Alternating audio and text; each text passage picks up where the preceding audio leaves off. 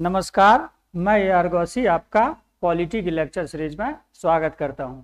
हमने पिछले लेक्चर में शासन के 3 अंग के तहत विधायिका कार्यपालिका के बारे में जान चुके हैं। अब हम तीसरे अंग न्यायपालिका के बारे में जानेंगे और जानेंगे कि न्यायपालिका के क्या कार्य है।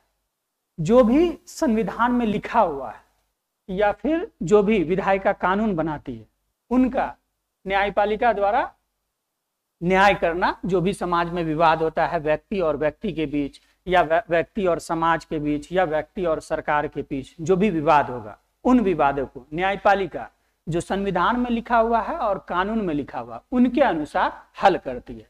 कानून का शासन या कानून के सिद्धांत के अनुसार काम करती है। कानून के शासन का भाव यह है कि इसमें अमीर और गरीब, ऊंची जाति हो या नीची जाति हो, या फिर छोटे तबके के लोग हों या बड़े तबके के लोग हों, इन सब के बीच में भाव हो कि हमको कानून के सामने सबको समान दृष्टि से देखा जाता है। इसलिए न्यायपालिका क्या करती है, और कहा भी जाता है न्याय की देवी में भी एक वर्ड है, शब्द है कि न्याय के देवी के सामने आंख पे पट्टी लगी होती है। इसका मतलब क्या है कि सभी के सामने बराबरी के स्तर पर हम न्याय करेंगे, किसी के साथ भेदभाव नहीं करेंगे। और इसलिए कहा जाता है कि न्याय की देवी के आंख पर पट्टी लगी होती है, काली सी। आपने देखा होगा कि एक काली सी पट्टी लगी होती है, वो जो यह दर्शाती है कि कानून सबके सामने बराबर है। भारत में न्यायपालिका के 3 स्तर। सबसे ऊपर सुप्रीम कोर्ट आता है, सर्वोच्च न्यायालय जिसे कहते हैं, या ये है सबसे ऊपर में। दूसरा उसके नीचे आता है हाई कोर्ट, जिसे राज्य में उच्च न्यायालय कहते हैं। इसके नीचे आता है सबऑर्डिनेट जुडिशियरी। सबऑर्डिनेट जुडिशियरी में डिस्ट्रिक्ट कोर्ट या सेशन कोर्ट, ये सब जो भी हैं, जितने भी हैं वो सब आते हैं। सुप्रीम कोर्ट का काम क्या है? कानून की व्याख्या करना। ये संविधान की अंतिम व्याख्या के रूप में काम करता है। सुप्रीम कोर्ट में कितने जज होते हैं? टोटल है 32 जज जो सुप्रीम कोर्ट में है, सर्वोच्च न्यायालय में है। टोटल 32 जज हैं और इनमें इनकी नियुक्ति के लिए मिनिमम एज 55 इयर्स और मैक्सिमम एज 65 इयर्स होना चाहिए। ये है सुप्रीम कोर्ट के जजों के लिए। और इनकी एलिजिबिलिटी क्या है? सुप्रीम कोर्ट में न्यायाधीश बनने के लिए आपको क्या योग्यता होनी चाहिए? तो उसमें है कि पहली योग्यता है कि आपको भारत का, इंडिया का सिटीजन होना चाहिए, भारत का नागरिक होना चाहिए। दूसरा पॉइंट है कि इसमें आपको, दूसरा के अंतर्गत 3 पॉइंट है। इसमें पहला पॉइंट है कि आपको हाई कोर्ट में, जो भी राज्य में हाई कोर्ट है उसमें 5 साल तक, 5 वर्ष तक आप न्यायाधीश रहे हो। ये पहली कैटेगरी है। दूसरी क्या है कि 10 साल तक, 10 इयर्स तक आपने हाई कोर्ट में वकालत की हो। जो हाई कोर्ट है, जो भी राज्य हो, उसमें आपने वकालत की हो। हाई कोर्ट में 10 साल तक आप वकालत की हो। और तीसरा क्या है? भारत के राष्ट्रपति के अनुसार आप विधिवत या पारंगत विधिवेत्ता हो। प्रेसिडेंट ऑफ इंडिया के अनुसार आप पारंगत विधिवेत्ता हो। तो एक शर्त तो कंपलसरी है कि सबको भारत का नागरिक होना चाहिए, और इस तीनों में से कोई एक शर्त पूरी करता हो तो वो सर्वोच्च न्यायालय के न्यायाधीश बनने की योग्य। सर्वोच्च न्यायालय का काम है कानून। सर्वोच्च न्यायालय के जो भी फैसले आते हैं, जो भी कानून है, वो सब नीचे की जुडिशियरी पे लागू होते हैं। सर्वोच्च न्यायालय की कई सारी शक्तियां हैं, उसमें हम देखेंगे कि उनकी क्या क्या शक्तियां हैं और सर्वोच्च न्यायालय के क्या क्या अधिकार हैं। तो आइए सबसे पहले हम देखते हैं सुप्रीम कोर्ट ऑफ इंडिया के बारे में, सर्वोच्च न्यायालय के क्षेत्राधिकार के बारे में। तो इनमें सबसे पहला आता है इनका अपीलीय अधिकार।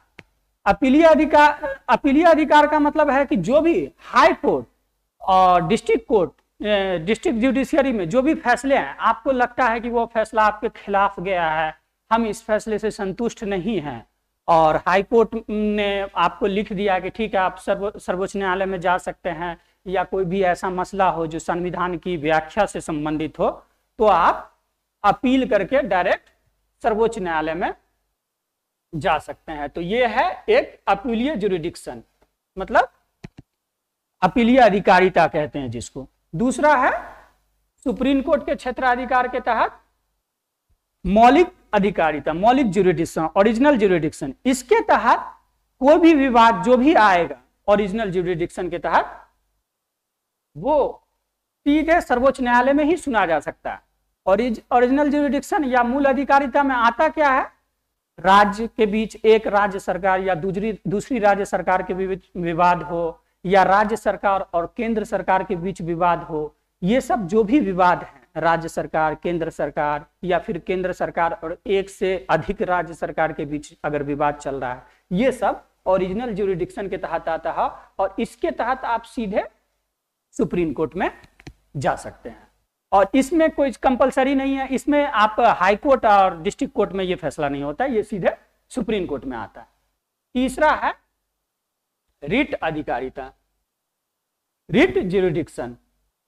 रिट अधिकारिता का मतलब है कि आप संविधान में जो फंडामेंटल राइट, मूल अधिकार दिया गया है, इस पे आपको लगता है कि आपके फंडामेंटल राइट का उल्लंघन हुआ है, तो आप सीधे सुप्रीम कोर्ट में जा सकते हैं, और सुप्रीम कोर्ट में आप जाकर के अपील कर सकते हैं कि हमारे फंडामेंटल राइट का उल्लंघन हुआ है। इसमें यह कंपलसरी नहीं है कि आप हाई कोर्ट में पहले जाइए या डिस्ट्रिक्ट कोर्ट में पहले जाइए। कई सारे ऐसे मामले हैं जिसमें आपको पहले हाई कोर्ट में जाना होता है, डायरेक्ट आप सुप्रीम कोर्ट में नहीं जा सकते हैं फैसला लेने के लिए। तो रिट अधिकारिता उसमें से ऐसा मामला है जिसमें अगर आपके फंडामेंटल राइट का उल्लंघन हुआ है तो आप डायरेक्ट सुप्रीम कोर्ट में जा सकते हैं। चौथा है एक काम है सुप्रीम कोर्ट का अभिलेख न्यायालय के तौर पर, अभिलेख न्यायालय के तौर पर काम करता है। अभिलेख न्यायालय या रिकॉर्ड, कोर्ट के जो भी रिकॉर्ड होते हैं, सुप्रीम कोर्ट जो भी आदेश देता है या जो भी फैसला देता है या जो भी निर्देश देता है, वो हाई कोर्ट और उससे नीचे डिस्ट्रिक्ट कोर्ट या सेशन कोर्ट जो भी हैं, इन सब पे लागू होता है, वो कंपलसरी है। इन सब के लिए जो भी सुप्रीम कोर्ट के हाई कोर्ट आदेश निर्देश हैं वो रिकॉर्ड रखे जाते हैं, रिकॉर्ड के स्तर पर रखे जाते हैं, ताकि अगर कोई भी फैसला भविष्य में हाई कोर्ट और डिस्ट्रिक्ट कोर्ट को लेना हो तो सुप्रीम कोर्ट ने जिस विषय पर फैसला कर दिया है, जो भी सब्जेक्ट है, इन सब्जेक्ट पर अगर फैसला कर दिया है, उसी के अनुसार हाई कोर्ट और डिस्ट्रिक्ट कोर्ट फैसला लें। एक्चुअली में होता क्या है कि सुप्रीम कोर्ट के अधीन ही डिस्ट्रिक्ट कोर्ट और हाई कोर्ट काम करते हैं। सुप्रीम कोर्ट ही हाई कोर्ट के जज को, एक हाई कोर्ट के जज को दूसरे हाई कोर्ट के जज में ट्रांसफर कर सकता है, एक हाई कोर्ट के जज को बदल सकता है। ये सुपरविजन का जो मामला है वो सुप्रीम कोर्ट जो है ना, हाई कोर्ट और डिस्ट्रिक्ट कोर्ट ये सबको देखता है, उनके नीचे अधीन काम करते हैं। तो ये रिकॉर्ड के तौर पर, अभिलेख न्यायालय के तौर पर भी काम करता है। और इसके अलावा और पॉइंट है, पांचवा है कि न्यायिक पुनर्विलोकन की शक्ति और ये जुडिशियल रिव्यू।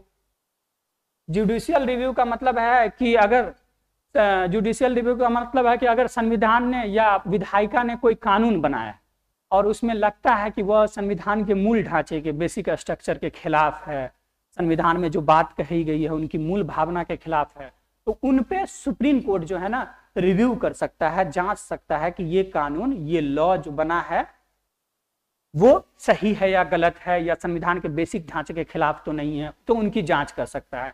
तो ये जुडिशियल रिव्यू, ऐसे संविधान में ऐसे इस तरह के कई सारे अधिकार सुप्रीम कोर्ट को दिए गए हैं।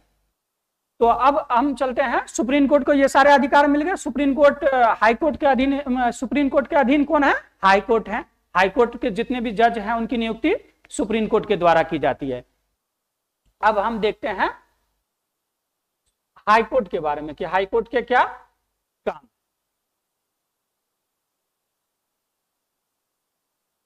हाई कोर्ट, इसमें इसकी नियुक्ति के लिए जज न्यायाधीशों को मिनिमम एज 45 चाहिए और मैक्सिमम 68 ईयर्स होता है।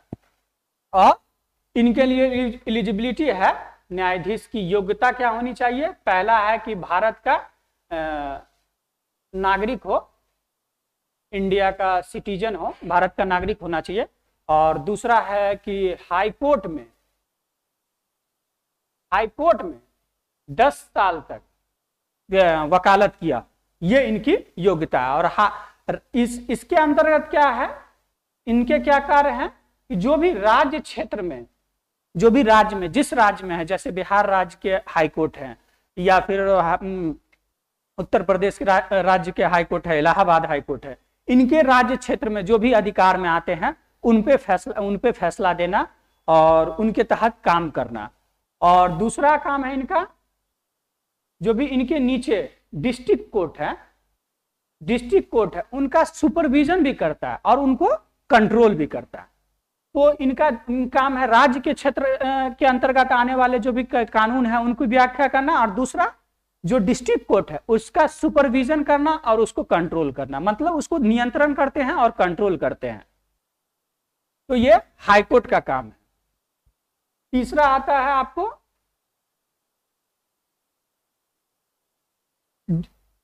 ये डिस्ट्रिक्ट जुडिशियरी।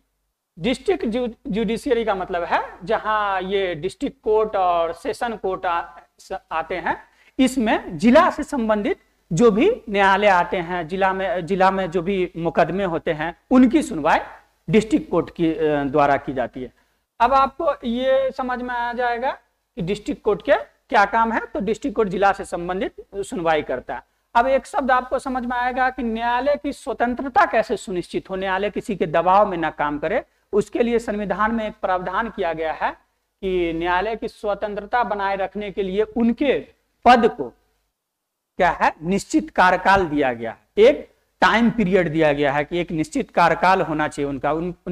अगर न्यायालय के 5 वर्ष का कार्यकाल है तो उनके बीच में न उसको कम किया जा सकता है, न घटाया जा सकता है, न बढ़ाया जा सकता है, ताकि वो न्याय भय हो करके, बिना भय रहित, बिना डर के कर सके और लोगों को न्याय पहुंचा सके। कभी कभी होता है राजनीतिक प्रेशर होगा या विधायिका कार्यपालिका का अगर प्रेशर होगा तो हो सकता है वो न्याय न कर पाए, तो इसलिए उनका कार्यकाल को निश्चित किया गया है।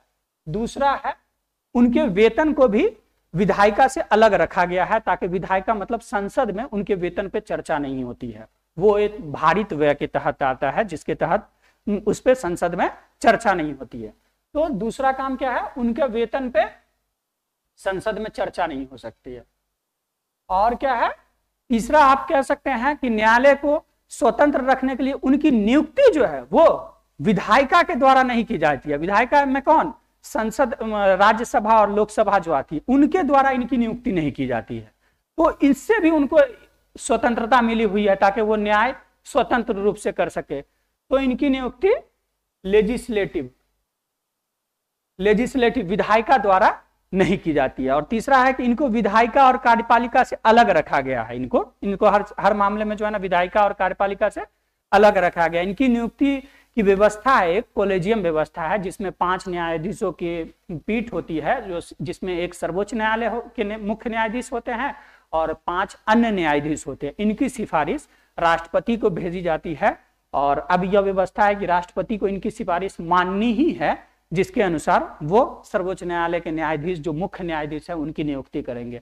आप एक बात ध्यान रखिएगा कि सुप्रीम कोर्ट में एक चीफ जस्टिस ऑफ इंडिया है और उनके तहत एक टोटल 32 जज हैं। वो सब इक्वल अमाउंट में, मतलब इक्वल अधिकार में काम करते हैं। ये नहीं कि किसी के अधिकार ज्यादा हैं या किसी के अधिकार कम है। तो इस तरह से हम देख सकते हैं कि संविधान में न्यायपालिका की स्वतंत्रता को बनाए रखने के लिए उनके वेतन, उनके कार्य, उनकी नियुक्ति, इन सबको अलग रखा गया। तो हमने जाना कि न्यायपालिका के क्या काम है, कानूनों की व्याख्या करना और कानून के अनुसार जो भी ऊंचे नीचे गरीब अमीर जो भी वर्ग है उनको न्याय देना, न्याय का फैसला सही तरीके से और सब पे अच्छी तरीके से लागू हो, इसलिए उनको विधायिका और कार्यपालिका से अलग रखा गया। तो हम उम्मीद करते हैं आपको यह लेक्चर अच्छी तरह से समझ में आया होगा। फिर हम आपसे मिलते हैं नेक्स्ट वीडियो में, तब तक के लिए धन्यवाद।